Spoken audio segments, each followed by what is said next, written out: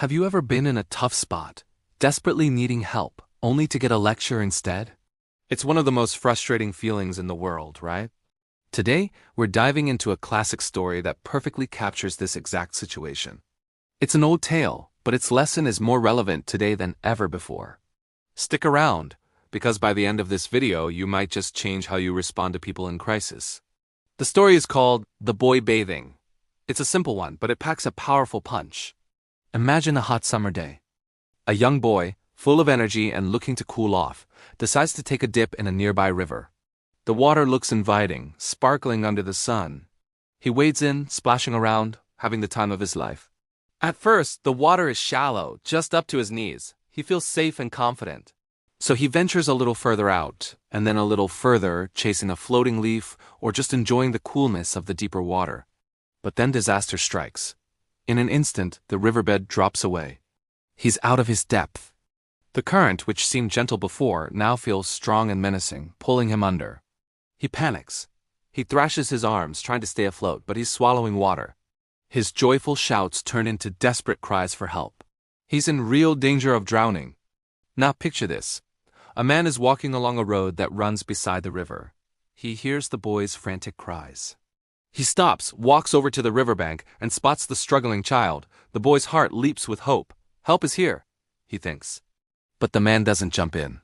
He doesn't look for a branch to extend. He doesn't even call for more help. Instead, he plants his hands on his hips and starts to scold the boy. "What a foolish child you are!" He yells over the sound of the splashing water. "What were you thinking, going into deep water like that? You should have known better. Don't you know how dangerous rivers can be?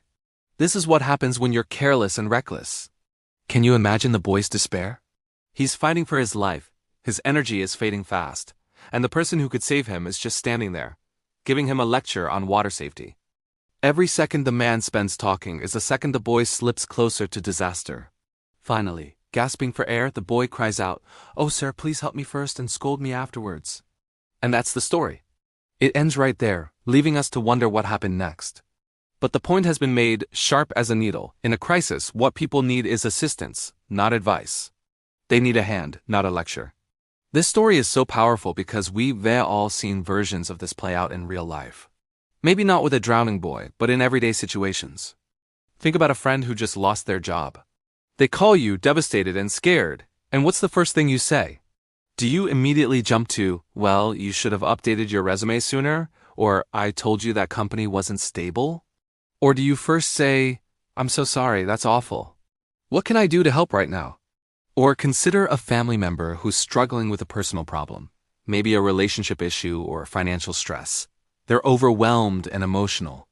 Criticizing their past decisions at that moment is like the man scolding the drowning boy. It's not helpful. In fact, it's hurtful. It adds a burden of shame and judgment to an already heavy load of anxiety and fear. The man by the river wasn't necessarily a bad person. His advice might have even been valid.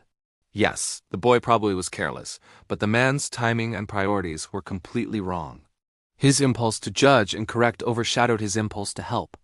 And in a life or death situation, that's a critical failure of empathy. This brings up a really important question. Why do we do this? Why do we sometimes offer criticism when compassion is what's needed? I think there are a few reasons. Sometimes it comes from a place of anxiety.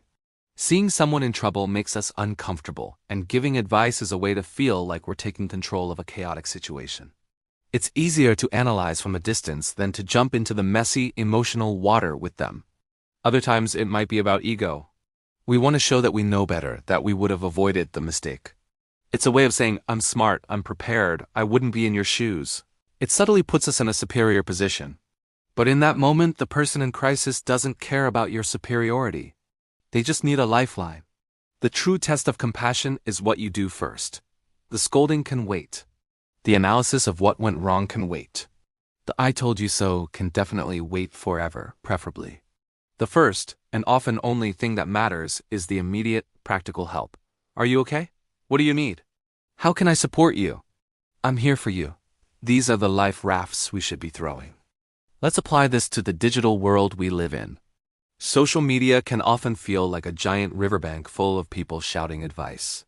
Someone posts about a personal struggle, a mistake they made, or a difficult time they're going through. And instantly, the comments section floods with unsolicited advice, criticism, and judgment. It's the modern-day version of the man scolding the boy. We've all seen it. We've maybe even done it. The lesson from our story is a powerful reminder to lead with empathy. When you see someone struggling, online or in real life, pause before you speak or type. Ask yourself, is what I am about to say going to help them stay afloat right now, or is it just a lecture from the riverbank? The immediate need is always for safety and support. Once the person is on solid ground, metaphorically speaking, then there might be a time for a conversation about what happened and how to avoid it in the future. And even then, that conversation should be handled with kindness and support, not blame. It's about learning and growing, not shaming and scolding. Think of it like this. If someone comes to you with a deep wound, you don't start by lecturing them on how they should have been more careful. You stop the bleeding first. You clean the wound. You help them get medical attention.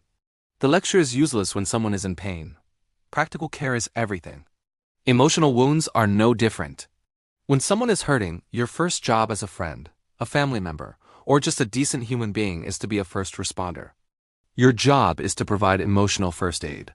This means listening without judgment, offering a shoulder to lean on, providing a safe space for them to be vulnerable. So how can we be better helpers and not just sideline critics? First, practice active listening. Really hear what the person is saying, and more importantly, what they're feeling. Acknowledge their pain. Say things like, "That sounds incredibly difficult," or "I can only imagine how stressful that must be." This validates their experience and makes them feel seen, not judged. Second, ask what they need instead of assuming. A simple, "What would be most helpful for you right now?" is incredibly powerful. It puts them in the driver's seat and respects their autonomy. They might need practical help, like a meal or a ride. They might just need someone to sit with them in silence. Or they might want to brainstorm solutions, but let them ask for it. Don't force your brilliant 5-point plan on them when they're just trying to breathe. Third, hold your advice unless it's explicitly requested. This is the hardest one for many of us. We want to fix things. But sometimes, the most helpful thing is to not try to fix anything at all, but simply to be present. Your calm, supportive presence can be the lifeline that helps them find their own way back to shore. The story of the bathing boy is a timeless fable because human nature doesn't change all that much. We will always have moments of carelessness, and we will always encounter people in need. The question is, who will we choose to be in those moments? Will we be the person standing on the riverbank, pointing out the mistake? Or will we be the person who wades in, extends a hand and says, "I've got you. Let's get you to safety first." We can talk about the swimming lessons later. The choice seems obvious, doesn't it? Yet in the heat of the moment, our instincts can betray us. That's why we need stories like this, to remind us to check our impulse to judge and instead lead with our capacity for compassion. Give assistance, not advice, in a crisis. Help first, scold later, or better yet, not at all. So the next time you see someone struggling, remember the boy in the river. Take a deep breath, push your inner critic to the side, and reach out a hand. It might just be the most important thing you do all day. Thank you so much for watching. If this story resonated with you, let me know in the comments. Have you ever been the boy in the water, or maybe even the man on the bank? I'd love to hear your thoughts. And if you enjoyed this video, please give it a thumbs up and subscribe for more stories that make us think. See you in the next one.